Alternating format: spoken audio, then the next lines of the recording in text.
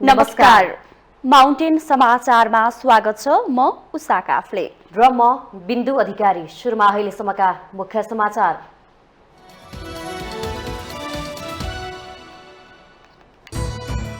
संविधानको धारा 76 को उपधारा 2 बमोजिम राष्ट्रपति भण्डारीद्वारा माओवादी केन्द्रका अध्यक्ष दाहाललाई प्रधानमन्त्री पदमा नियुक्त, सोमबार अपराह्न शपथ। नवनियुक्त प्रधानमन्त्री पुष्पकमल दाहाललाई दुवै छिमेकी देशबाट बधाई, दुई देशको सहकार्य र सम्बन्ध थप विस्तारित हुने कामना। प्रधानमन्त्री बनाउन दाहाललाई एमाले सहित 7 दल र स्वतन्त्र गरी 169 सांसदको समर्थन, दाहाल तेस्रो पटक प्रधानमन्त्री। कांग्रेसले सरकार गठनलाई निष्कर्षमा पुर्याउन नसकेपछि नैतिक बाध्यताले आफूहरू अग्रसर भएको एमाले महासचिव पोखरेलको भनाई, सरकार गठनपछि राष्ट्रपतिको टुङ्गो लगाउने। 2 वर्ष लामो घेराबन्दी तोड्दै सत्ता गठबन्धन भत्काउन एमाले अध्यक्ष ओली सफल, सहकार्य जोगाउन नसक्दा कांग्रेस एक्लियो, कांग्रेसभित्र असन्तुष्टि। अफगानिस्तानको तालिबान सरकारले लगायो महिलाहरूलाई गैर सरकारी संस्थामा काम गर्न प्रतिबन्ध, उचित ड्रेस कोड पालना नगरेको आरोप।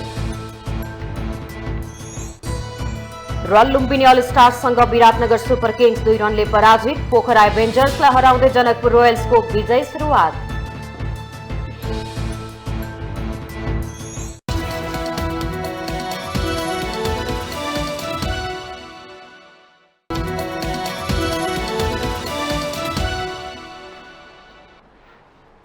अब समाचार विस्तारमा। नेकपा माओवादी केन्द्रका अध्यक्ष पुष्पकमल दाहाल प्रधानमन्त्री पदमा नियुक्त हुनु भएको छ। आइतबार साँझ राष्ट्रपति विद्यादेवी भण्डारीले दाहाललाई प्रधानमन्त्रीमा नियुक्त गर्नु भएको हो। संविधानको धारा 76 को 2 अनुसार दाहाललाई राष्ट्रपतिले प्रधानमन्त्रीमा नियुक्त गर्नु भएको हो। यससँगै तेस्रो पटक प्रधानमन्त्री बन्नुभएका दाहालले आज पद तथा गोपनीयताको शपथ ग्रहण गर्नुहुनेछ। राष्ट्रपति कार्यालयले प्रधानमन्त्रीको शपथ आज 4 बजे तय गरेको राष्ट्रपतिका प्रेस विज्ञ टीका ढकालले जानकारी दिनुभयो। दाहाल यसअघि 2065 र 2073 मा प्रधानमन्त्री बन्नु भएको थियो।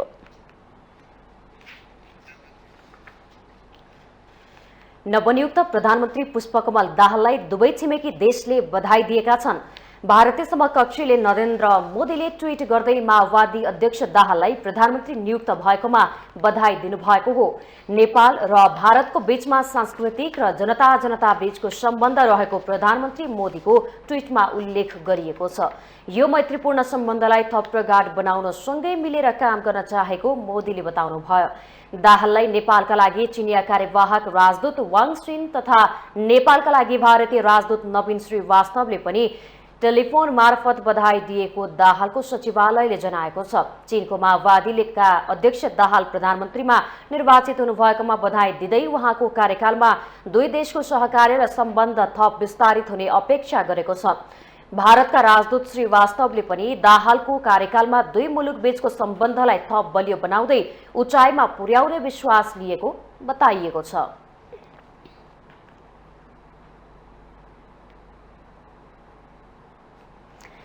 यसअघि प्रधानमन्त्री बन्नका लागि माओवादी केन्द्रका अध्यक्ष पुष्पकमल दाहालले राष्ट्रपति समक्ष दावी पेश गर्नु भएको थियो। उहाँले 7 राजनीतिक दलहरूको समर्थन सहित आइतबार साँझ शीतल निवास पुगेर राष्ट्रपति विद्यादेवी भण्डारी समक्ष दावी पेश गर्नु भएको हो। निवेदनमा जसपाको समर्थन रहने भनिए पनि हस्ताक्षर भने रहेको छैन। सम्माननीय राष्ट्रपतिज्यूबाट 2079 पुस 3 गते नेपालको संविधानको धारा 76 को उपधारा 2 बमोजिम 2 वा 2 भन्दा बढी दलको समर्थनमा सरकार गठन गर्नका लागि दावी पेश गर्न आह्वान भएकोमा सोही समय सीमाभित्रै प्रतिनिधि सभा सदस्य तथा नेकपा माओवादी केन्द्रका संसदीय दलका नेता पुष्पकमल दाहाल प्रचण्डलाई प्रधानमन्त्री पदमा हाम्रो समर्थन रहेको बेहोरा अनुरोध गर्दछौं पत्रमा उल्लेख छ। हामी हस्ताक्षरकर्ता दलहरूले प्रतिनिधित्व गर्ने प्रतिनिधि सभा सदस्य संख्या कुल प्रतिनिधि सभा सदस्य संख्याको बहुमत रहेको हुँदा उहाँलाई संविधानको धारा 76 को उपधारा 2 बमोजिम प्रधानमन्त्री पदमा नियुक्त गरिदिनु हुन अनुरोध छ, निवेदनमा भनिएको छ। निवेदनमा एमाले अध्यक्ष केपी ओली, माओवादी केन्द्रका अध्यक्ष प्रचण्ड, राष्ट्रिय स्वतन्त्र पार्टीका सभापति रवि लामिछाने, राप्रपाका अध्यक्ष राजेन्द्र लिङदेन, जनमत पार्टीका अध्यक्ष सीके राउत र नागरिक उन्मुक्ति पार्टीका अध्यक्ष रञ्जिता श्रेष्ठको हस्ताक्षर रहेको छ। संसदमा एमालेको 78, माओवादीको 32, राष्ट्रपाको 20, राप्रपाको 14, जनमतको 6, नागरिक उन्मुक्ति पार्टीको 4 र जसपाको 12 सांसद रहेका छन्। त्यस्तै प्रभु शाह, अमरेश कुमार सिंह र किरण कुमार शाह पनि शीतल निवासमा पुगेर प्रचण्डलाई प्रधानमन्त्री बनाउन समर्थन जनाएका छन्। आइतबार अपराह्न ओली निवास बालकोटमा बसेको नेकपा एमाले र नेकपा माओवादी केन्द्र लगायतका 7 राजनीतिक दलको बैठकले माओवादी केन्द्रका अध्यक्ष पुष्पकमल दाहाललाई प्रधानमन्त्री बनाउने निर्णय गरेको थियो। आइतबार एमाले अध्यक्ष केपी ओलीको निवास बालकोटमा भएको छलफलले आगामी प्रधानमन्त्रीको रूपमा अध्यक्ष पुष्पकमल दाहाललाई अघि सार्ने निर्णय गरेको थियो। ओली निवासमा एमाले, माओवादी, राष्ट्रिय स्वतन्त्र पार्टी, राष्ट्रिय प्रजातन्त्र पार्टी, जनता समाजवादी पार्टी, जनमत पार्टी र नागरिक उन्मुक्ति पार्टीको शीर्ष नेताहरूको संयुक्त बैठकले सो निर्णय गरेको हो। बैठकपछि सञ्चारकर्मीहरूसँग कुराकानी गर्दै एमाले महासचिव शंकर पोखरेलले दाहालको नेतृत्वमा संविधानको धारा 76 को उपधारा 2 बमोजिम सरकार गठनका लागि राष्ट्रपति समक्ष दाबी प्रस्तुत गर्ने सहमति भएको बताउनु भएको थियो। कांग्रेसले सरकार गठनलाई निष्कर्षमा पुर्याउन नसकेपछि एमालेले संविधानको धारा 76 को उपधारा 2 अन्तर्गतको सरकार गठनका लागि पहल कदम लिनुपर्ने नैतिक बाध्यता आइलागेको उहाँको भनाइ थियो। भनेको समयमा 2 अन्तर्गतको सरकार गठन नहुँदाखेरि स्वाभाविक रूपमा 3 अन्तर्गतको सरकार गठन हुने र त्यसमा एउटा दल विशेषको सरकार रहने, जुन कुरा आम निर्वाचनको जनादेशभन्दा विपरीत हुने अवस्थालाई ध्यानमा राखेर हामीले 2 अन्तर्गतकै सरकार गठनका लागि दलहरूका बीचमा छलफल गर्यौं। एमाले महासचिव पोखरेलले राष्ट्रपति कसलाई बनाउने भन्ने विषयमा हाल छलफल नभएको भन्दै सरकार गठनपछि अन्य विषयमा छलफल हुने उल्लेख गर्नुभयो।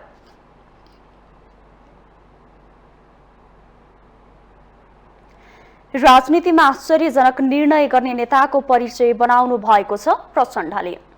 10 वर्ष लामो सशस्त्र गतिविधि गरेर राजनीतिको केन्द्रमा रहनुभएका प्रचण्डले फेरि गठबन्धन तोडेर नयाँ समीकरण जन्माउनु भएको छ। उहाँले प्रधानमन्त्रीमा बाजी समेत मार्नुभयो। एक रिपोर्ट। प्रचण्ड आफैले राजनीतिक जीवनमा दलहरू विघटन गर्ने र बनाउने गरेको खुलाउनुहुन्थ्यो। उहाँले विगतमा पनि पार्टीहरू विघटन गर्दै नयाँ बनाउनुभयो, फेरि विघटन गर्नुभयो, विभिन्न दलसँग गठबन्धन गर्दै तोड्नुभयो। यसपटक प्रचण्डले नेपाली कांग्रेस सहितको गठबन्धन तोड्नुभयो। प्रचण्डले लिएको निर्णयले उहाँलाई प्रधानमन्त्रीको पदमा फेरि पुर्याएको छ। उहाँले कुनै बेला केपी शर्मा ओलीसँग गर्नुभएको हातेमालो छाड्नुभयो र फेरि जोड्नुभयो। यसरी तेस्रो पटक प्रधानमन्त्री पदमा पुग्नुभयो। 2011 साल मंसिर 26 गते कास्कीको लेबाडी ढिकुर पोखरीमा आमा भवानी देवी दाहाल र पिता मुक्तिराम दाहालको जेठा छोराका रूपमा प्रचण्डको जन्म भएको हो। उहाँको न्वारनको नाम छविलाल हो।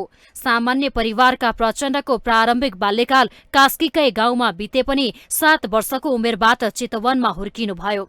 कमजोर आर्थिक अवस्थाका कारण उहाँको परिवार चितवन बसाई सर्यो। गरिबी र अभावमा जीवनको उर्वर समय बिताउनुभयो। शिवनगर स्थित प्राथमिक विद्यालयबाट प्राथमिक शिक्षा पूरा गर्नुभएका उहाँले एसएलसी नारायण माध्यमिक विद्यालयबाट उत्तीर्ण गर्नुभयो। पाटन संयुक्त क्याम्पसबाट आईएससी र रामपुर स्थित कृषि क्याम्पसबाट बीएसएजी पूरा गर्नुभयो। प्रारम्भमा शिक्षण पेशा गर्नुभएका उहाँले 2033 सालमा युएसएडमा केही महिना काम गर्नुभयो। 2033 देखि 35 सम्म गोर्खाको आरुघाटको भीमोदय माध्यमिक विद्यालय विद्यालयमा अध्यापन समेत गराउनुभयो। विद्यालय जीवनमै कम्युनिष्ट पार्टीसँग नजिकिनुभयो। 2028 सालमा पुष्पलाल समूहबाट उहाँले पार्टी सदस्यता लिनुभयो। 2031मा रामबहादुर थापा बादल लगायतसँग मिलेर मार्क्सवादको गहन अध्ययन मण्डल बनाउनुभयो। 2034मा कम्युनिष्ट घटक चौथो महाधिवेशन आबद्ध भई किसान संघको सदस्य हुनुभयो। 2035 सालबाट पूर्णकालीन कम्युनिष्ट कार्यकर्ता हुनुभयो। प्रचण्ड चितवन जिल्ला कमिटी हुँदै क्षेत्रीय ब्युरोमा पुग्नुभयो। 2038 देखि 2063 सम्म 25 वर्ष लामो भूमिगत जीवन बिताउनुभयो। त्यसक्रममा 2039मा मोहन विक्रम सिंह नेतृत्वको नेकपा मसालको केन्द्रीय सदस्य बन्नुभयो। 2042 सालमा मोटो मसालमा विभाजन आएपछि मोहन वैद्य नेतृत्वको मसालमा पोलिट ब्युरो सदस्य र सैन्य आयोगको सदस्य बन्नुभयो। उहाँ 2045मा उक्त पार्टीको महामन्त्री बन्नुभयो। 2048मा निर्माण नाम परिवर्तन गरी विश्वास नाम राख्नुभयो। पछि प्रचण्ड नामबाट परिचित हुनुभयो। उहाँले प्रचण्ड पथ मार्गदर्शन सिद्धान्त बनाएर 2051 सालमा नेकपा एकता केन्द्रलाई नेकपा माओवादी नाम दिनुभयो। 2051 फागुनबाट नेकपा माओवादी केन्द्रले सशस्त्र गतिविधि शुरू गर्यो। जनयुद्ध नाम दिएर गरिएको सशस्त्र गतिविधिका क्रममा 2057मा पार्टी अध्यक्ष बन्नुभयो। त्यसक्रममा झण्डै 19,000 को ज्यान गयो। 2063मा माओवादी खुला राजनीतिमा आयो। प्रचण्डले पनि भूमिगत राजनीति अन्त गर्नुभयो। तत्कालीन सरकारसँग शान्ति सम्झौता भयो। प्रचण्डले गणतन्त्र संघीयता र धर्मनिरपेक्षतालाई मूल मुद्दा बनाएर आक्रामक रूपमा राजनीतिक गतिविधि गर्न थाल्नुभयो। देशमा संविधान सभाको निर्वाचन सम्पन्न भयो। 2065मा प्रचण्ड प्रधानमन्त्री बन्नुभयो। तर तत्कालीन सेनापति रुक्माङ्गद कटुवाललाई हटाउन खोज्दा भएको विवादले प्रचण्डले 2066को भदौमा राजीनामा दिनुभयो। संविधान सभाबाट संविधान बनेपछि 2073मा 11 महिनाका लागि उहाँ दोस्रो पटक प्रधानमन्त्री बन्नुभयो। 2074 को निर्वाचनपछि प्रचण्डले नेकपा एमालेसँग पार्टी एकता गर्नुभयो। एकीकरणपछि बनेको नेकपा फुट्यो। प्रचण्डले नेपाली कांग्रेससँग गठबन्धन गर्नुभयो। स्थानीय र प्रतिनिधि सभाको चुनावमा गठबन्धन गर्नुभयो। चुनावपछि प्रचण्डले सत्ताको नेतृत्वको विवादपछि गठबन्धन तोड्नुभयो। उहाँले फेरि नेकपा एमालेका अध्यक्ष केपी शर्मा ओलीसँग मिलेर गठबन्धन बनाउनुभयो। नयाँ गठबन्धन बनेपछि प्रचण्ड नेतृत्वको सरकार गठनमा सहमति बनेको छ।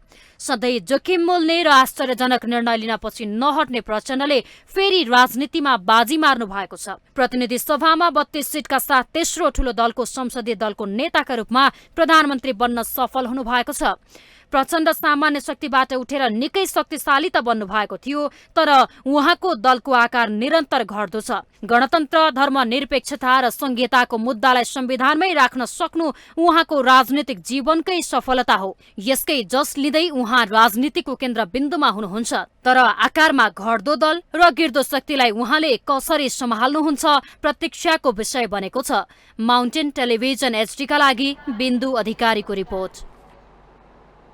नेकपा एकीकृत समाजवादीले पूर्व सहमति तोडेर नेपाली कांग्रेसका सभापति शेरबहादुर देउवाले अहंकार देखाएको निष्कर्ष निकालेको छ। पहिला प्रधानमन्त्री को हुने भन्ने विवादले सत्ता गठबन्धन टुटेपछि समाजवादी पार्टीको सचिवालय बैठक बसेको थियो। बैठकमा नेताहरूले पुष्पकमल दाहाललाई पहिलो पालो प्रधानमन्त्री बनाउने सहमति तोडेर कांग्रेसले अहंकार देखाएको बताएका थिए। कांग्रेस सभापति देउवाले दाहालसँग आन्तरिक सहमति गरेर बोलेको कुरा पूरा नगर्दा सत्ता गठबन्धन भत्किएको समाजवादीको ठहर छ। कांग्रेस नेतृत्वको गठबन्धन सकिएको भन्दै एकीकृत समाजवादीले अब नयाँ सरकार गठन लगायतका घटनाक्रम हेरेर थप निर्णय लिने बताएको छ। बैठकपछि महासचिव बेदुराम भुसालले निकालेको विज्ञप्तिमा परिस्थितिको सूक्ष्म अध्ययन गरी देश, जनता र पार्टीको हितलाई सर्वोपरि ध्यानमा राखेर अगाडि बढ्ने निर्णय गरिएको उल्लेख गरिएको छ।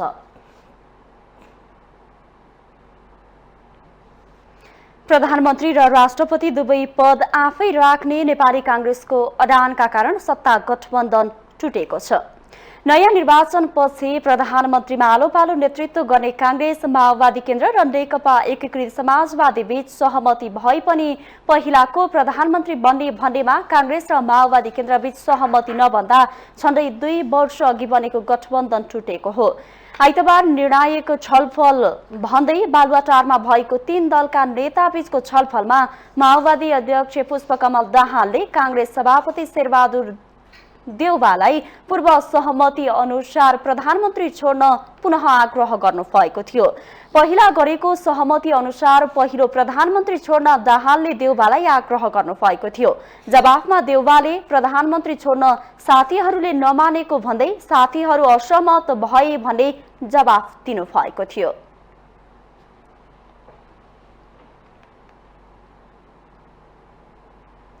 माउन्टेन समाचारमा पालो भएको छ ब्रेकको।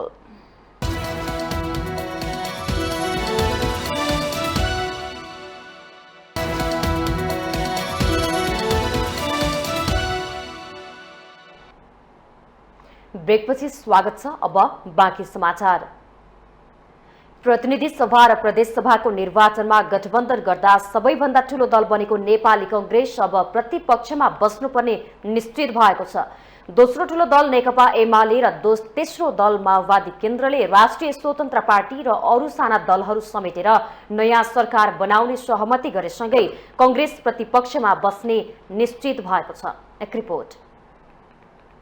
आइतबार बिहानसम्म कांग्रेस सत्ता गठबन्धन जोगाउन प्रयासरत थियो, तर राष्ट्रपति र प्रधानमन्त्री दुवै छाड्न नचाहेपछि माओवादी गठबन्धन छाडेर एमालेको साथ खोज्न पुगेको हो। एमाले अध्यक्ष ओली निवास बालकोटमा आइतबार बसेको बैठकमा माओवादी केन्द्र, राष्ट्रिय स्वतन्त्र पार्टी, जनता समाजवादी पार्टी, जनमत पार्टीका नेताहरू सहभागी भएका थिए। राप्रपा अध्यक्ष राजेन्द्र लिङदेनले दलहरूको सामूहिक बैठक अघि एमाले अध्यक्ष ओलीसँग छुट्टै संवाद गरेका थिए। नयाँ प्रतिनिधि सभा र प्रदेश सभा गठन भएपछि राष्ट्रपति, उपराष्ट्रपति, प्रधानमन्त्री, सभामुख, उपसभामुख, प्रदेश प्रमुख, मुख्यमन्त्री, प्रदेश सभाका सभामुख र उपसभामुख लगायतका पदमा नयाँ व्यक्ति निर्वाचित हुन्छन्। प्रतिनिधि सभा र प्रदेश सभामा बहुमत पुर्याउने गठबन्धनकै दलहरूले ती पद आपसमा भागवण्डा गर्नेछन्। गठबन्धन जोगाउन नसक्दा कांग्रेसले ती कुनै पनि पद नपाउने स्थिति बनेको छ। आइतबार बालकोट बैठकमा सहभागी दलको गठबन्धन बनेमा सुदूरपश्चिम बाहेक सबै प्रदेशमा यही गठबन्धनको सरकार बन्नेछ।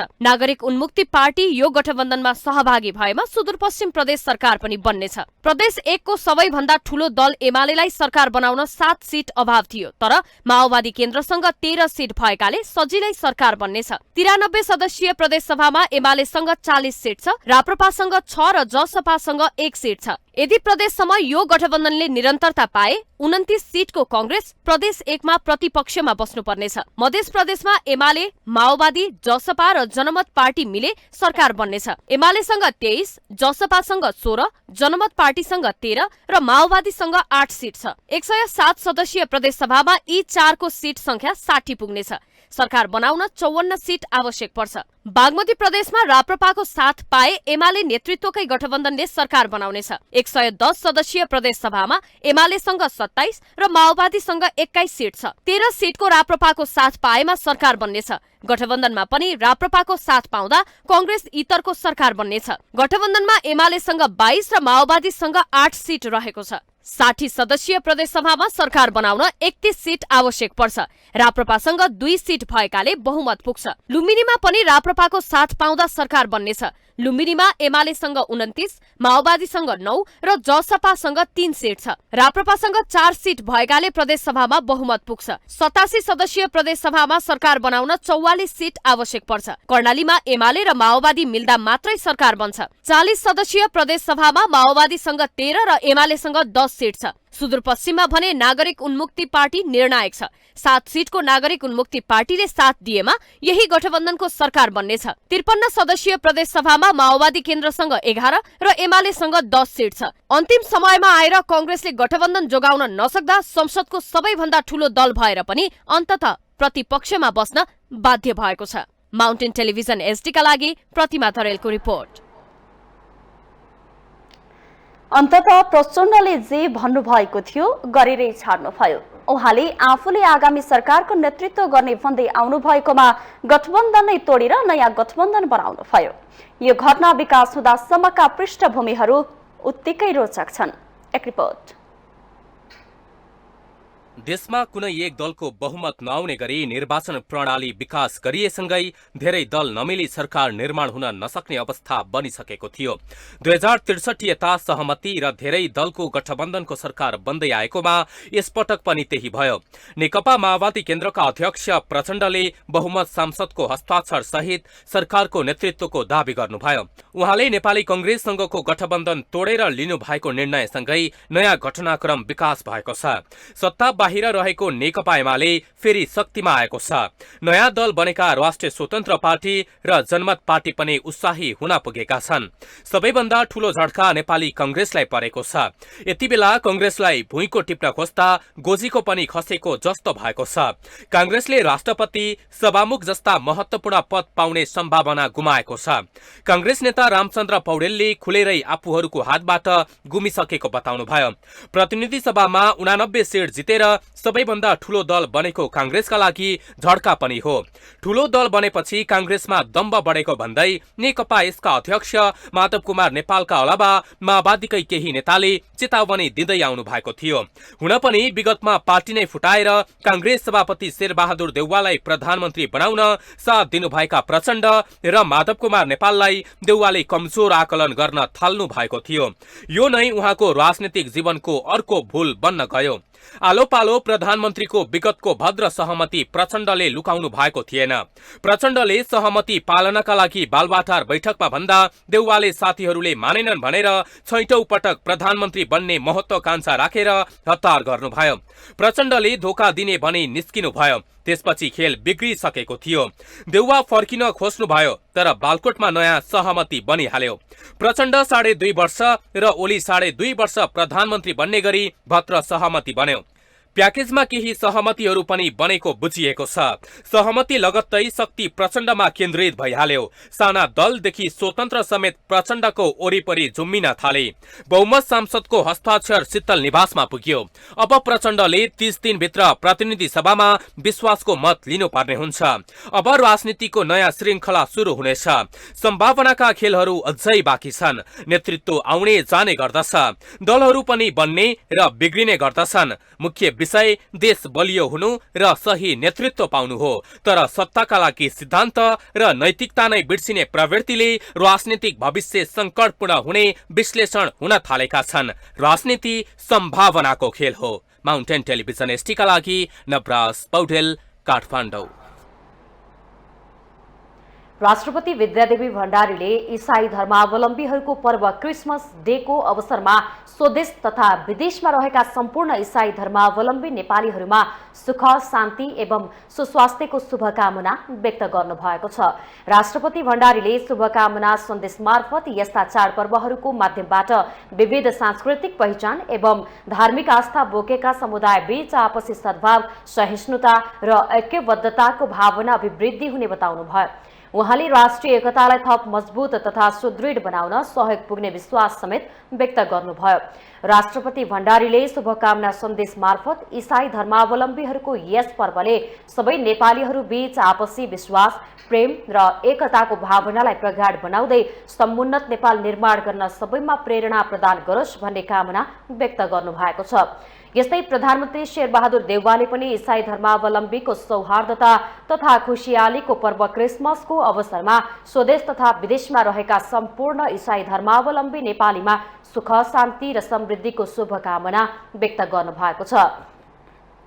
ईसाई धर्मावलम्बीहरूद्वारा जिसस क्राइस्टको जन्मदिनको अवसरमा हरेक वर्ष डिसेम्बर 25 तारिकको दिनलाई धार्मिक एवं सांस्कृतिक उत्सवका रूपमा विभिन्न कार्यक्रमको आयोजना गरी क्रिसमस डे मनाउने गरिएको छ। यस अवसरमा काठमाडौँ, ललितपुर, भक्तपुर र पोखरा लगायत देशका विभिन्न स्थानमा विविध कार्यक्रमको आयोजना गरी यो पर्व मनाउने गरिएको छ।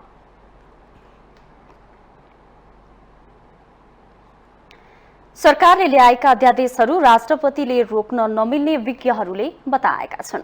विज्ञहरूले सरकारले पेश गरेका अध्यादेशलाई अध्यक्षले जारी गर्नै पर्ने उनीहरूको तर्क छ।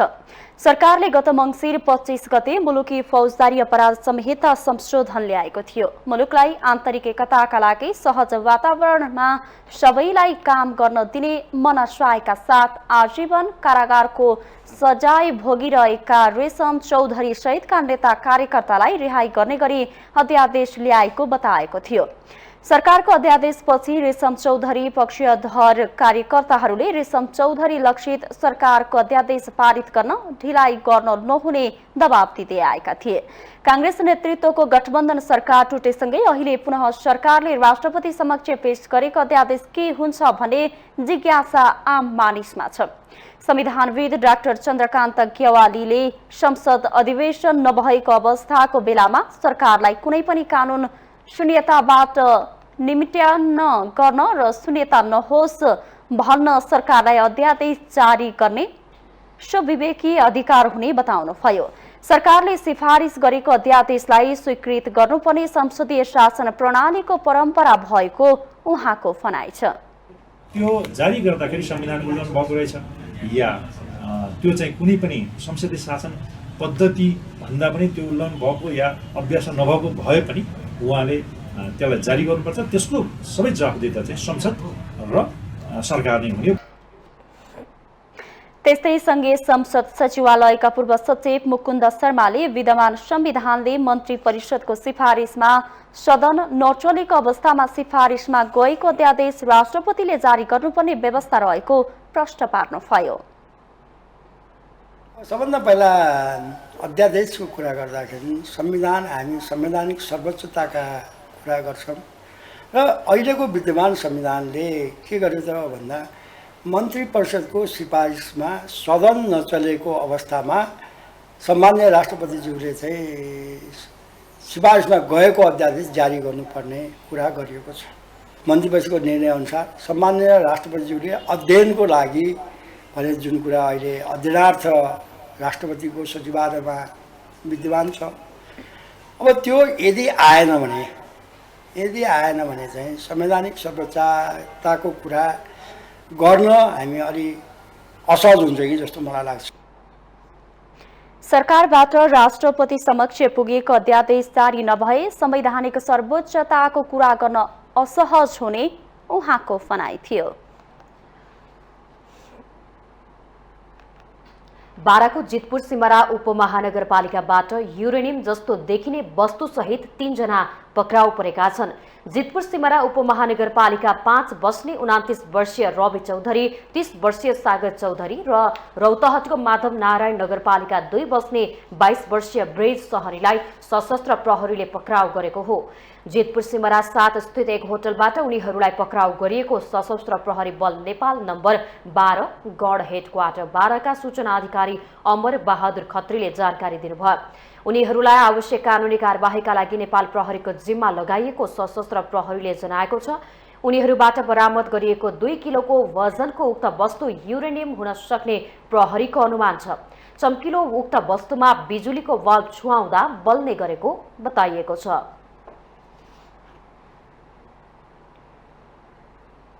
माउन्टेन समाचारमा पालो भएको छ ब्रेकको।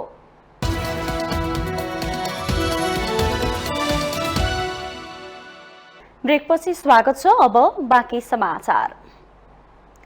बुद्ध शिक्षा अनुसार समाजमा हुने कुकर्महरू आफूले आफूलाई नै बुझ्न नसक्ने राग, द्वेष र मोहलाई नियन्त्रण गर्न नसक्नुको कारणले हुने गर्दछ। नेपाल बौद्ध परियति शिक्षाको मूल उद्देश्य पनि मानिसलाई मनुष्यत्वको महत्त्व बुझाएर एक असल व्यक्ति बनी अरूलाई पनि त्यस्तै बन्नका लागि प्रेरणा दिनु रहेको छ। परियति शिक्षामा सबै उमेर समूहका मानिसहरूलाई नैतिकताको मार्ग र सही बौद्धिकताको विकास गर्न जोड दिइन्छ। एक रिपोर्ट। जयमंगल बिहारबाट बौद्ध जगतको सम्मानित कोभिड परीक्षामा सफल भएका विद्यार्थीहरूलाई सम्मान गरिएको छ। अखिल नेपाल भिक्षु महासंघबाट सञ्चालित परियति शिक्षाको कक्षा 7 उत्तीर्ण गरेमा परियति सद्धर्मपालक र कक्षा 8 देखि 10 सम्मको तहलाई कोभिड कक्षा भनिन्छ भने परियति शिक्षाको यो अन्तिम तह हो। ललितपुर महानगरपालिकाका उपमेयर मञ्जिला साक्यको प्रमुख आतिथ्यमा भएको पुरस्कार तथा सम्मान कार्यक्रममा प्रादा भिक्षु सङ्किच मास्टवीरले सील प्रदान गर्नुभएको थियो। उपमेयर साक्यले मानव जीवनलाई सुखमय बनाउन र बुद्ध शिक्षाको प्रसारमा महत्त्वपूर्ण रहेको परिधीय शिक्षालाई महानगरपालिकाको तर्फबाट सक्ने सबै सहयोग गर्ने प्रतिबद्धता व्यक्त गर्नुभयो। बिस्तारै आउन थाक्वे जीवय महिला समूहले जुनी अनि बिहार चाहिँ बिजेपी दजको बौद्ध शिक्षा परिधि शिक्षा बिहासन नासा मे बिचो चाहिँ ठुसे एकदमै चाहिँ तजिको ढाका चौपडी अवस्था छिउ चाहिँ परिधि शिक्षा चाहिँ गन चाहिँ संख्यात्मक हिसाबमा मज्याउ खला रहे चाहिँ जी चाहिँ अनुभूति यहाँ नभएको कारण चाहिँ परिधि शिक्षा एउटा अझ बिस्तारै आउन लागि ललितपुर महानगरपालिका हामीले न तयारहरू तत्परहरू जिम्सा ठुसी न नीति न दुठाकोहरू नप बजेट न दुठाकोहरू अझ न आवश्यक जुन लासा आइको एउटा चाहिँ चिसो कार्यक्रम गेन चाहिँ बिस्तारै आउनु गनगन चाहिँ थ्याङ्क यू खाओ के लागि चाहिँ समग्र हिसाबमा यही छौ चाहिँ योजना दर्ता हासा बेली विस्तार रूप हाट्न नमियो वर्षे चाहिँ जिम्सा थप चाहिँ बजेट न तयार गर्न कुट याद हैन जी चाहिँ प्रतिबद्धता न फंगाजन। कार्यक्रममा धर्मदेशना गर्दै भिक्षु पन्यासार मास्टरवीरले परिधीय शिक्षाको जाँचमा पास हुनु र प्रमाणपत्र लिनु मात्र नभएर यसलाई व्यवहारमा उतार्नु आवश्यक रहेको बताउनु भयो। मङ्गल बिहार र नेपाल बौद्ध परिधि तथा नैतिक शिक्षाको संयुक्त आयोजनामा भएको कार्यक्रममा उत्तीर्ण विद्यार्थीहरूलाई उपमेयर साक्य बौद्ध उपासक उद्योगपति मोतीलाल शिल्पकारले पुरस्कार तथा प्रमाणपत्र वितरण गर्नुभयो। साथै कार्यक्रममा जयमङ्गल बिहारका प्रमुख अनगारिका अनुपमाले बौद्ध धर्ममा एमए परीक्षामा उत्तीर्ण तथा प्रशिक्षकहरूलाई सम्मान गर्नुभएको थियो। 2020 सालमा अखिल नेपाल भिक्षु महासंघले स्थापित गरेको परिधीय शिक्षा नेपाल सहित विदेशमा समेत सञ्चालन भइरहेको छ। भगवान बुद्ध कनाबिजाउ ज्ञानीहट आर्य सुकल्पिसँग कनाबिजाउ ज्ञानीहट किताबे जोगो ज्ञानीहट धर्म उपदेश नेनाका ज्ञानीहट छ्यासेकी माग ठगु ज्ञानीहट परिवर्तन यासेकी माग गबने टक ठगु ज्ञानीहट सुतमै ज्ञानीहट परिवर्तन ल्या भई मगु उब्ले टक चेपे म्योपिगु ज्ञान कया जचलेना जोगेजी। भगवान बुद्धको शिक्षाबाट मानवता नैतिकता तथा सत्कर्मको प्रेरणा दिनु रहेको छ। परिधीय शिक्षामा विशेष गरेर बालबालिकाहरूलाई केन्द्रित गरेर उनीहरूलाई सानै उमेरदेखि नैतिकताको मार्ग र सही बौद्धिकताको विकास गर्नमा जोड दिइन्छ। माउन्टेन टेलिभिजन एसडीका लागि क्यामेरामा विक्रम साक्यका साथ विसन्तर साक्यको रिपोर्ट। चालू आर्थिक वर्षको 5 महिनामा 6 खर्ब 64 अर्ब 74 करोड रुपैयाँ बराबरको वस्तु नेपाल आयात भएको छ। सोही अवधिमा 67 अर्ब भन्दा बढीको वस्तु नेपालबाट निर्यात भएको छ। गत वर्षको तुलनामा आयातमा कमी आए पनि निर्यात भने सन्तोषजनक देखिएको छैन। एक रिपोर्ट। चालू आर्थिक वर्षको 5 महिनामा 67 अर्ब 30 करोड 45 लाख रुपैयाँ बराबरको वस्तु तथा सेवा नेपालबाट निर्यात भएको छ। गत वर्षको सोही अवधिमा 1 खर्ब 2 अर्ब 2 करोड 5 लाख 72 हजार बराबरको वस्तु तथा सेवा निर्यात भएको भन्सार विभागको तथ्याङ्क छ। विभागको तथ्याङ्क अनुसार चालू आर्थिक वर्षमा आयात 20.71% घट्दा निर्यात 34.61% घटेको छ। यस्तै 5 महिनामा नेपालको व्यापार घाटा 18.77% घटेको छ। आयातमा कमी देखिए पनि कच्चा पदार्थ अभाव, उत्पादित वस्तु अन्तर्राष्ट्रिय बजारसँग प्रतिस्पर्धा गर्न नसक्नु, प्रविधि र दक्ष जनशक्तिको अभावले गर्दा पनि नेपाल निर्यातमुखी हुन नसकेको व्यवसायीहरू गुनासो गर्छन्। उत्पादित वस्तु अन्य देशमा पुग्न 3 महिनादेखि 6 महिनाको अवधि लाग्ने भएकाले पनि सोचे अनुरूप निर्यात हुन नसकेको व्यवसायीहरू बताउँछन्। अर्कातिर बैंकको ब्याज दर 16 देखि 18% हुँदा माग अनुसारको उत्पादन गर्न नसकिएको व्यवसायीहरूको गुनासो छ। इन्सेन्टिभ कुराहरू हामीले माग गरिरहेको छौँ होइन। अब हाम्रो चाहिँ कस्ट अफ प्रोडक्सन हाई छ नेपालको भन्नुहोस् न। हामीले अब चाइना र बङ्गलादेश इन्डियासँग कम्पिटिसन गर्न सक्दैन, किन हाम्रो धेरै कच्चा पदार्थहरू विदेशबाट ल्याउनुपर्छ होइन। र हाम्रो ट्रान्जिट पनि हाई छ। मतलब नेपालबाट जति पनि सामानहरू एक्सपोर्ट हुन्छ नि, चाइनामा त्यही 20 फिट कन्टेनर एक्सपोर्ट हुँदाखेरि चाहिँ $1000 $1500 जान्छ भने नेपालबाट निर्यात गर्दाखेरि $4000 पे गर्नुपर्छ। 4 गुणासम्म बढी पे गर्नुपर्छ। इन्टरनेसनल मार्केट खोज्नको लागि हामी जस्तो चाहिँ उद्यमीहरूलाई होइन, कतिपय उत्पादक उद्यमीहरूलाई अन्तर्राष्ट्रिय बजारमा चाहिँ लगेर चाहिँ त्यो कम्पिटिसन गराउनको लागि उहाँले चाहिँ अन्तर्राष्ट्रिय बजारमा चाहिँ भाग लिनको लागि नेपाल सरकारले सहुलियत दरको चाहिँ उहाँले स्टलहरू चाहिँ प्रदान गर्नु पर्यो। निर्यात अवश्य पनि कम भएकै हो होइन, यसमा चाहिँ दुविधा छैन। पहिलो कुरा त हाम्रो पोलिसी चाहिँ अलिकति कमजोर छ। पोलिसी बन्नुपर्छ प्रमुख कुरा। जस्तै निर्यातित वस्तुहरूलाई कसरी संरक्षण गरेर यसलाई चाहिँ प्रवर्धन गर्न सकिन्छ भन्ने दृष्टिकोणमा चाहिँ सरकारले हामीलाई फलोअप गर्नु पर्यो। मेरो चाहिँ सबभन्दा पहिलो मागै छ। अब ब्याज दर तपाईँको व्यापारीलाई ब्याज दर हेर्नुहोस् यस्तो छ होइन, 18% 16% त्यो पनि भनेको बेलामा पाउँदैन होइन। हामीले चाहिँ दुनियाँभरि चाहिँ पापड बेल्दाखेरि पनि आफ्नो श्री सम्पत्ति राखेर पनि तपाईँको सजिलोसँगले हामीले लोन पाउँदैन, पहिलो कुरा। दोस्रो कुरा ब्याजै यो कहाँ पुगिदियो। अब यसलाई चाहिँ मेकअपै गर्न गाह्रो छ हेर्नुहोस्। सरकारको फितलो नीतिगत व्यवस्थाले गर्दा पनि माग अनुसार वस्तु उत्पादन गर्न नसकेको उनीहरूको बुझाइ छ। विदेशी मुद्रा सञ्चित वृद्धि गर्नका साथै अर्थतन्त्रलाई बलियो बनाउन नेपालमा उत्पादित वस्तुलाई निर्यातमुखी बनाउन सरकारले व्यवसाय सहजीकरण गर्नुपर्ने देखिन्छ। माउन्टेन टिभी एसटीका लागि विद्या तामाङको रिपोर्ट। कोरोना भाइरसको संक्रमणसँगै जुझ्दै विश्व लयमा फर्कदै गरेको थियो। मानिसहरू सामान्य अवस्थामा कामकाजमा सक्रिय भइसकेका थिए, तर फेरि पनि भाइरसको परिवर्तित रूपले संसारलाई छस्काएको छ। विश्वका विभिन्न राष्ट्रमा भाइरस तीव्र गतिमा फैलिरहेको छ। दुवै छिमेकी भारत र चीनमा कोरोना भाइरसका बिरामी बढेसँगै नेपालमा पनि स्थिति पुनः भयावह बन्ने खतरा बढेको छ। एक रिपोर्ट। कोरोना भाइरसको संक्रमण मानव जीवनका लागि निकै ठूलो चुनौती बन्यो। जीवविज्ञहरूले मानव अस्तित्वमाथि यस्ता भाइरसले संकट ल्याउन सक्ने सम्मको खतरा औल्याए। सन् 2019 को डिसेम्बरमा चीनमा देखिएको रहस्यमय निमोनियाको कारण SARS-CoV-2 अर्थात् कोरोना भाइरस रहेको 8 जनवरी 2020 मा पत्ता लाग्यो। केही समयमा नै यो भाइरस महामारीको रूपमा विश्वव्यापी बन्यो। नेपालमा पनि 13 जनवरी 2020 मा वुहानबाट फर्किएका एक विद्यार्थीमा कोरोना संक्रमण पुष्टि भयो। स्थिति एकाएक भयावह बन्यो। भाइरसका विभिन्न परिवर्तित रूप फैलिए। 3 वर्षको अन्तरालमा 10,962,000 नेपाली कोरोना संक्रमित भए, जसमध्ये 9,88,928 जना निको भए भने 12,019 जनाले ज्यान गुमाए। पछिल्ला दिनहरूमा भने स्थिति सामान्य बनेको छ, तर त्रास भने अझै कायमै छ। फेरि पनि भाइरसको परिवर्तित रूप ओमिक्रोन BF7 विश्वका विभिन्न मुलुकमा फैलदो छ, जुन निकै संक्रामक रहेको जनाइएको छ। चीनमा बिरामीसँगै मृत्युदर बढ्दो छ भने भारतमा पनि उक्त भाइरस देखिएको तथ्य छ। नेपालमा ओमिक्रोन BF7 नदेखिएको भए पनि जोखिम उच्च छ। स्थितिको आंकलन गर्दै पौष 7 गते बिहीबार स्वास्थ्य मन्त्रालयले सचेत रहन र स्वास्थ्य मापदण्डको पालना गर्न भन्दै सूचना जारी गर्यो। नेपालमा धेरैले कोरोनाको खोप लगाएको अवस्थामा केही कम असर देखिने अड्कल रहे पनि जोखिम उत्तिकै रहेको विज्ञहरू बताउँछन्। चीनमा चाहिँ असाध्यै धेरै देखिया छ। दक्षिणतर्फ भारतमा पनि अब चाहिँ यो देखिन सुरु भएको छ। त्यसैले नै अब भारतसँग हाम्रो चाहिँ खुला सिमाना छ। त्यसैले अब अहिलेको हिसाबले नेपालमा कोरोना यो ओमिक्रोन BF7 भ्यारिएन्ट फैलिनेला नफैलिनेला भन्ने यो त फैलिने सम्भावना त एकदमै उच्च यो फैलिने सम्भावना छ। पहिले नै कोभिडले ठूलो पाठ सिकाएको भए पनि स्वास्थ्य क्षेत्र र सर्वसाधारणले पनि यसको जटिलतालाई बेवास्ता गरेको डाक्टर मरासिनी बताउनुहुन्छ। जसरी एकदमै धेरै मान्छे बिरामी भएर मानिसहरूको चाहिँ अस्पतालमा शैय्या नपाएर अक्सिजन नपाएर मृत्यु भयो, त्यो शैय्या अलिकति बढाइसक्नु पर्थ्यो। त्यो बढाउने काम चाहिँ कति पनि भएको चाहिँ देखिँदैन। नागरिकहरूले त पुरै अब मास्क सास फालिसकेका छन्।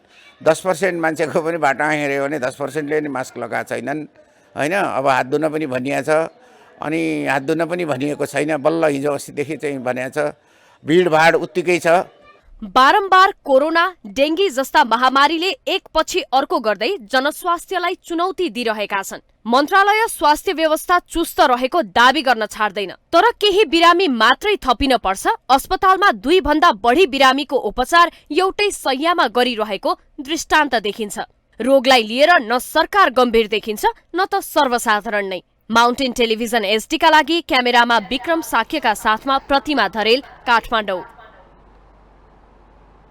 हामीसँग आर्थिक, अन्तर्राष्ट्रिय र खेल समाचार बाँकी नै छन्। माउन्टेन समाचारमा पालो भएको छ ब्रेकको।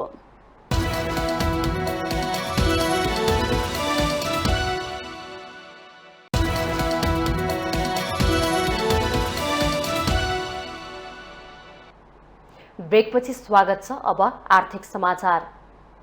आर्थिक समाचारको साथमा जगदम्बा सुपर साइन तथा ग्याल्बा प्लस जीवनभरको भरोसा। प्रस्तुत छ रिद्धि सिद्धि सिमेन्ट, गुणस्तरको नयाँ स्तर।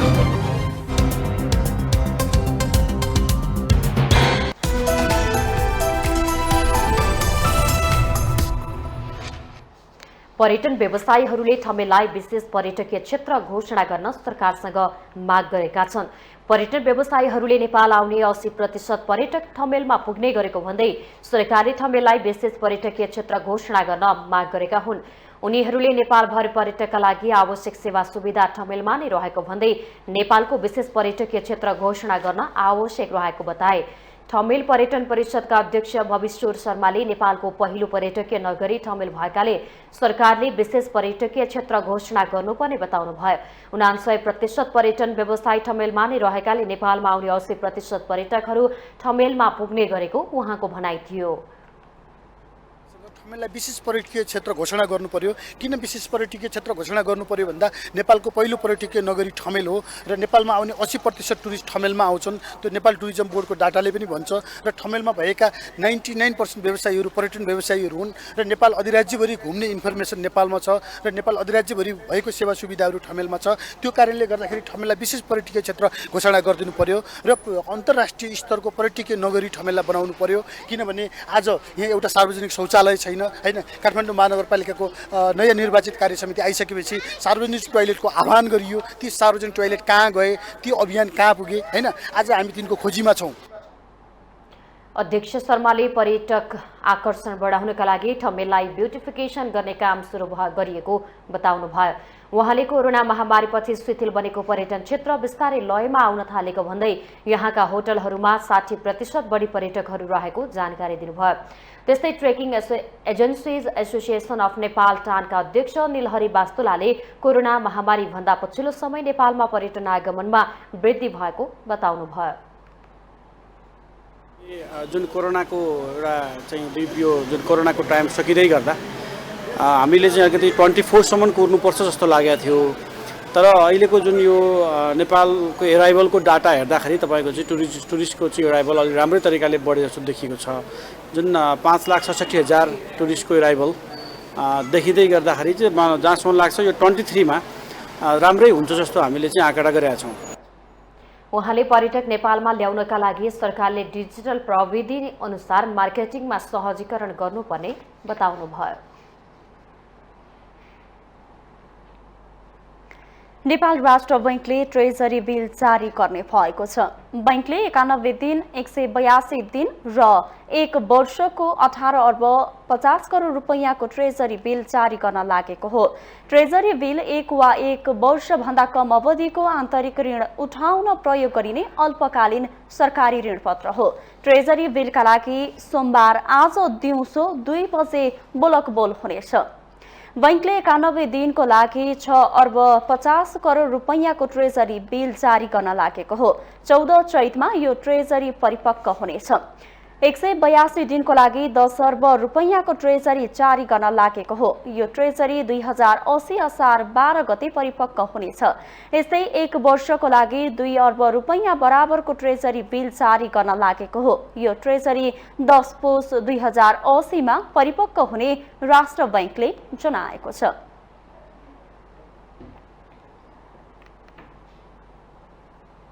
अब अन्तर्राष्ट्रिय समाचार।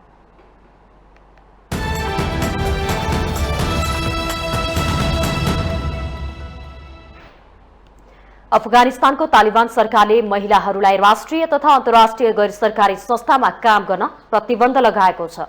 सबै राष्ट्रिय तथा अन्तर्राष्ट्रिय गैर सरकारी संस्थाहरूमा काम गर्ने महिला कर्मचारीहरूले उचित ड्रेस कोड पालना नगरेको गम्भीर गुनासो आएपछि उनीहरूलाई काम गर्नबाट रोक्न आदेश दिएको अफगानिस्तानको अर्थ मन्त्रालयले जनाएको छ।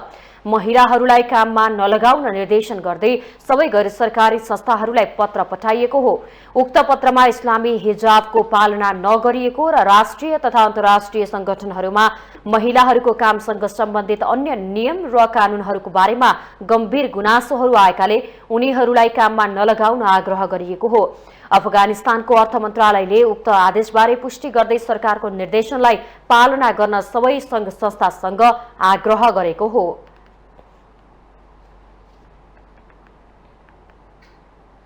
अब पालो खेल समाचारको।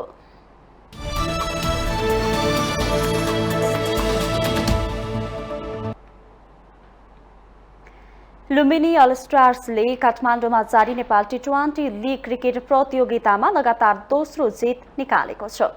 दोस्रो जित निकाल्ने क्रममा लुम्बिनीले विराटनगर सुपर किङ्सलाई 2 रनले स्तब्ध पार्यो। 158 रनको लक्ष्य पछ्याएको विराटनगरले निर्धारित 20 ओभरमा 6 विकेटको क्षतिमा 155 रन मात्रै बनाउन सक्यो, जसमा हुसेन तलतले सर्वाधिक 39, रोहित पौडेलले 25 रन बनाए पनि हार पार्न सकेनन्। लुम्बिनीका किशोर महतोले 2 विकेट हात पारे। त्यसअघि त्रिवी क्रिकेट मैदान कीर्तिपुरमा टस हारेर ब्याटिङको निम्तो पाएको लुम्बिनीले निर्धारित 20 ओभरमा 6 विकेटको क्षतिमा 157 रन बनायो, जसमा लाहिर मिलान्थाले सर्वाधिक 80 रन बनाए। विराटनगरका हुसेन तलत, शहाब आलम, सिकन्दर राजा, नन्दन यादव र आन्द्रे माकार्थीले 1 विकेट लिए।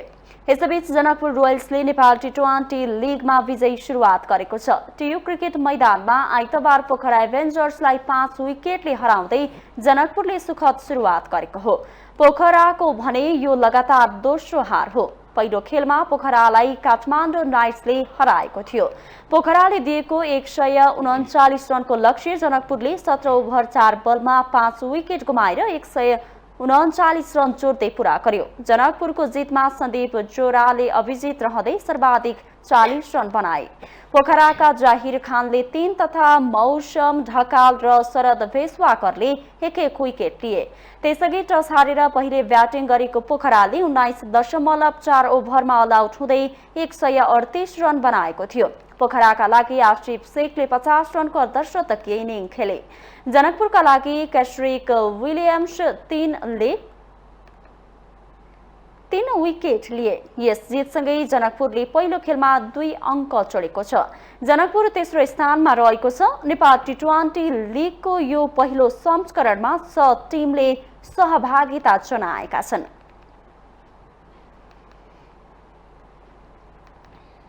गल्फ टुर अन्तर्गतको दोस्रो प्रतियोगिता इस्टर्न ओपन गल्फ प्रतियोगिता मंगलबारबाट हुने भएको छ। आइतबार नेपाल गल्फर एसोसिएसन एनपीजीएले पत्रकार सम्मेलन गर्दै इस्टर्न ओपन गल्फ मंगलबारबाट धरान स्थित गल्फ क्लबको कोर्समा हुने जनाएको हो। 4 दिनसम्म चल्ने प्रतियोगितामा कम्तीमा 32 व्यावसायिक र 15 एमेच्योर खेलाडी सहभागी हुने बताइएको छ।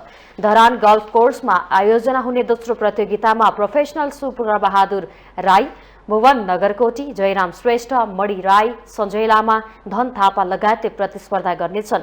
यस्तै एमेच्योर गल्फर पनि सहभागी हुनेछन्। प्रतियोगिताको अन्तिम दिन 18 होलमा खेल आयोजना हुनेछ। प्रतियोगिताको कुल पुरस्कार राशि 7,75,000 रुपैयाँ रहेको छ। 30 डिसेम्बरसम्म 54 हलसम्म चल्ने प्रतियोगिताको विजेताले 1,40,000 रुपैयाँ प्राप्त गर्नेछन्। उपविजेताले 90,000 तथा तेस्रो हुनेले 67,000 रुपैयाँ हात पार्नेछन्। यसै चौथोदेखि शीर्ष 21 सम्म टाउनेले पनि नगद पुरस्कार प्राप्त गर्नेछन्।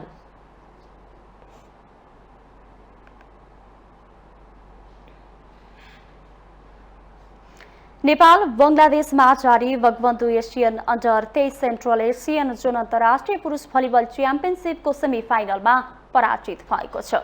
ढाकामा आइतबार भएको खेलमा नेपाललाई आयोजक बंगलादेशले 3-0 को सोझो सेटमा हराएको हो। फाइनल पुग्ने क्रममा नेपाललाई बंगलादेशले 25-15, 25-22 र 25-13 ले हराएको हो। अब बंगलादेशले उपाधिका लागि किर्गिस्तानसँग खेल्नेछ। किर्गिस्तान पहिलो सेमी फाइनलमा श्रीलङ्कालाई हराएर फाइनल पुगिसकेको छ। नेपालले अब तेस्रो स्थानका लागि श्रीलङ्कासँग खेल्नेछ। च्याम्पियनसिपमा आयोजक बंगलादेश सहित नेपाल, किर्गिस्तान र श्रीलङ्काको सहभागिता रहेको छ। बंगलादेश लीग चरणमा शीर्ष स्थानमा रहँदै सेमी फाइनल पुगेको हो।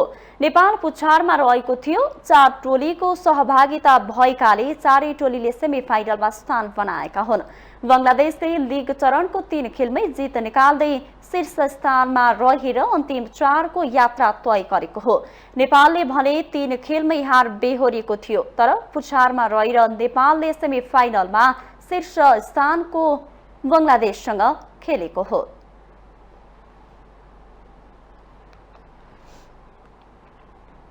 माउन्टेन समाचारमा पालो भएको छ अर्को ब्रेकको।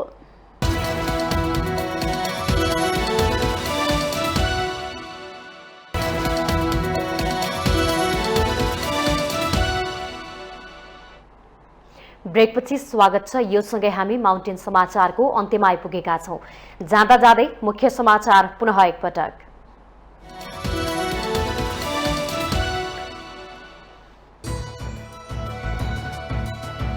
संविधानको धारा 76 को उपधारा 2 बमोजिम राष्ट्रपति भण्डारीद्वारा माओवादी केन्द्रका अध्यक्ष दाहाललाई प्रधानमन्त्री पदमा नियुक्त, सोमबार अपराह्न शपथ।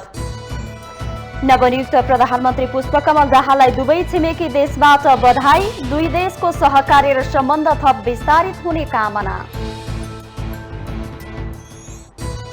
प्रधानमन्त्री बनाउन दाहाललाई एमाले सहित 7 दल र स्वतन्त्र गरी 169 सांसदको समर्थन, दाहाल तेस्रो पटक प्रधानमन्त्री।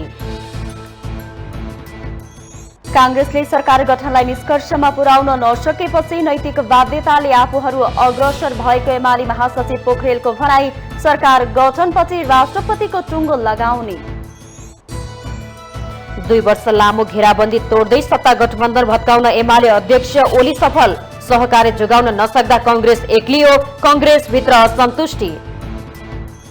अफगानिस्तानको तालिबान सरकारले लगायो महिलाहरूलाई गैर सरकारी संस्थामा काम गर्न प्रतिबन्ध, उचित ड्रेस कोड पालना नगरेको आरोप। र लुम्बिनी अल स्टार्ससँग विराटनगर सुपर किङ्स 2 रनले पराजित, पोखरा एभेन्जर्सलाई हराउँदै जनकपुर रोयल्सको विजयी सुरुवात।